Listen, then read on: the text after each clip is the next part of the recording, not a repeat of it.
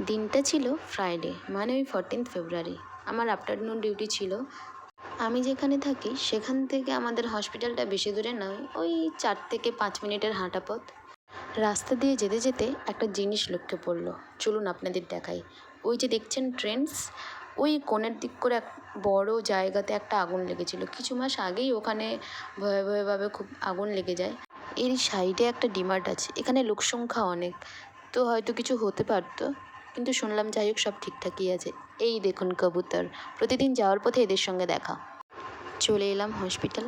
এই যে আমার সঙ্গে কিছু সিস্টারকে দেখছেন, আমরা কিন্তু থাকি একই জায়গায়, কিন্তু কোনোদিন একসঙ্গে আর আসা আমাদের হয় না।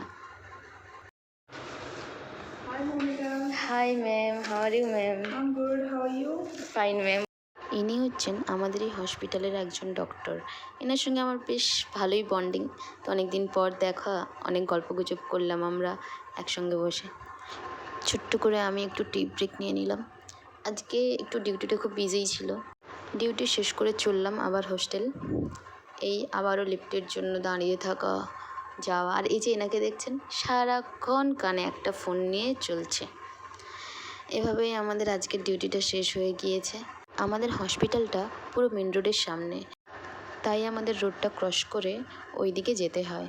চলুন আজকের ভিডিওটা এই অবধি। সবাই সাবধানে থাকবেন, সুস্থ থাকবেন। বাই বাই সবাইকে।